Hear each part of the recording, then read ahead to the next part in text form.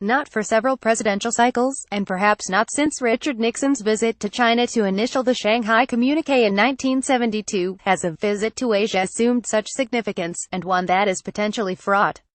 U.S. President Donald Trump leaves Washington late this week for a 13-day tour of Japan, South Korea, China, Vietnam for APEC, and the Philippines before returning home via Hawaii. In these 2 weeks, Trump will be exposed to an Asia-Pacific, or Indo-Pacific, that is undergoing a wrenching transformation against a background of risks to a long peace. It is one that has survived more or less intact since the end of Korean War, leaving aside Vietnam. From an Australian perspective, the Trump Asian tour could hardly be more important, given Canberra's challenge of balancing its security and economic interests.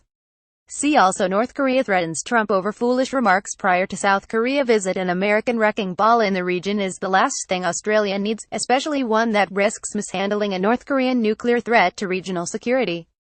In this regard, Trump's every utterance, including his contributions to social media, will be scrutinized over the next 2 weeks by a nervous region.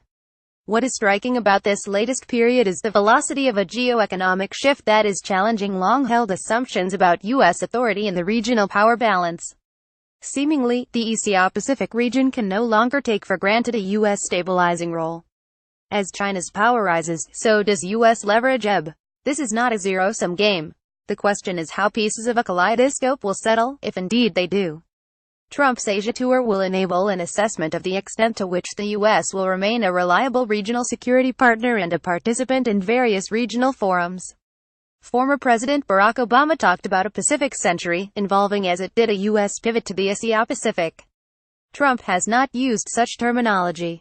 President Barack Obama, center-right, and other leaders of the Trans-Pacific Partnership countries posed for a photo in Manila, Philippines, Wednesday, November 18, 2015, ahead of the start of the Asia-Pacific Economic Cooperation Summit. Source AP. See also Indonesia. Obama emphasized his tolerance in first speech in Asia since leaving White House. Indeed, one of his first executive acts was to undo work that had been put into U.S. participation in a region-wide trade initiative, the Trans-Pacific Partnership (TPP), aimed partly at countering China's geo-economic dominance. This was a hasty, ill-considered decision that sent all the wrong signals about U.S. commitment to building an Asia-Pacific trading and security architecture. The other 11 TPP signatories, including Australia, are pressing on with attempts to finalize the trade liberalizing protocol, but U.S. absence significantly lessens its weight. It may be unrealistic, given Trump's bellicose America First pronouncements on trade, but Washington would do its regional credibility no harm if it reversed itself on TPP.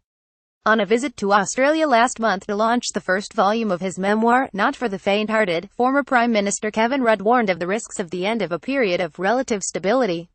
His warnings were based on a paper produced by the Asia Society Policy Institute, Preserving the Long Peace in Asia, of which he is president. U.S. President Donald Trump and Japan's Prime Minister Shinzo Abe shake hands before a working lunch at Akasaka Palace in Tokyo, Japan, November 6, 2017. Source Reuters. Jonathan Ernst. In a contribution to the East Asia Forum, Rudd asked the question, how can we save Asia's long peace? In light of North Korea's attempts to develop a ballistic missile nuclear capability, this has been a crisis long in the making, beginning with the Soviet training of North Korean nuclear scientists and engineers after the Second World War, the North's expulsion of International Atomic Energy Agency inspectors in 2002, and the subsequent series of ballistic and nuclear weapons tests. The uncomfortable truth is that for the last quarter of a century, the international community has simply been kicking the can down the road. And now, at 1 minute to midnight, everyone is scrambling on what to do about it. In Rudd's view, the Asia-Pacific needs to develop a security understanding, like the Helsinki Accords in Europe, to deal with security challenges, including North Korea and, more broadly, territorial disputes that threaten regional stability. His preferred option is to bolster the East Asia Summit (EAS) as a regional forum to promote peace and stability. He makes the valid point the EAS has, potentially, the regional heft to undertake such a stabilizing role. See also pressure over Burma as Trump, Tillerson leave on Asia tour. Disappointingly, Trump is not planning to stay in the Philippines an extra day for this year's EAS gathering. It might have been time well spent. Membership, including the 10 nations of the Association of Southeast Asian Nations, plus China, South Korea, Japan, India, Australia, New Zealand, Russia and the US, means all the main Indo-Pacific players are participants. This is how Rudd puts it: the EAS has the mandate to expand its activities in the security domain. The Kuala Lumpur Declaration of 2005 is clear about this. Furthermore, members of the EAS have all signed the Treaty of Amity and Cooperation, which commits partners to peaceful dispute resolution. Moreover, the EAS uniquely has all necessary players around the table. What is required in all of this is American leadership, but as things stand there is little sign of Washington possessing an overarching vision of where it might take the region in the next stage as China continues to expand its power and influence. In this regard, it is hard to disagree with the Lowy Institute paper, East Asia Policy under Trump. It identified a serious case of drift in American engagement with the region under a president whose knowledge of, and interest in, the Asia-Pacific appears limited at best. U.S. policy on East Asia is thus on autopilot, which presents two distinct risks. First, that of a crisis, whether created by the president or events. The U.S. faces challenges to its economic leadership from Beijing's Belt and Road Initiative, a program of massive infrastructure investment that will enmesh the economies of China and its Asian neighbors, challenges from Chinese attempts to shape regional institutions to its advantage, and to shape a narrative of the region's future that puts Beijing at its center. It also faces challenges from an increasingly capable Chinese military. All this in a region that is becoming increasingly illiberal, and doubtful of U.S. staying power. This is a fairly bleak assessment of a U.S. ability to engage the Asia-Pacific constructively in this latest period. In fairness to Trump, he remains on a steep learning curve. How all this will play out is anyone's guess. What is the case is there is no more important stop of Trump's itinerary than his visit this coming week to China to engage the newly reinforced ruler Xi Jinping.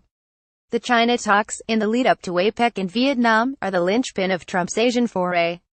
The two leaders exchanged a visit in April this year when Xi visited Trump in Mar-a-Lago. On that occasion, a novice American president was feeling out his main rival for global leadership. This was a getting-to-know-you opportunity. However, on this occasion more will be expected of a Trump-Xi encounter on issues like North Korea, concerns over China's mercantilist behavior, and its assertiveness in the South China and East China Seas.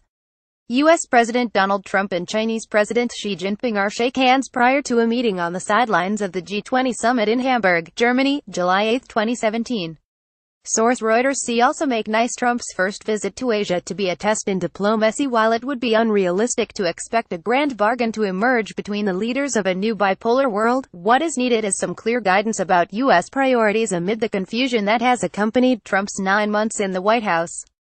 Laying out some sort of vision for U.S. engagement in the region should be a minimum requirement at a time of considerable uncertainty.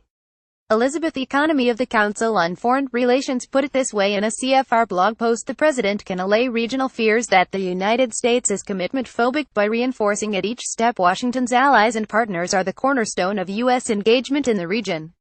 Reiterating the U.S. commitment to freedom of navigation, free trade, and political freedoms will also reassure regional actors that it still makes sense to buy into a regional order underpinned by a U.S. alliance system. Of course, this trip is only the first step in putting the United States on firmer ground in Asia, after many months of confusing signaling and disruptive initiatives. Expectations for Trump's engagement with the region may be low, but the same could not be said for the stakes at a time of considerable uncertainty and risk. By Tony Walker, adjunct professor at the School of Communications, La Trobe University. Originally published on The Conversation.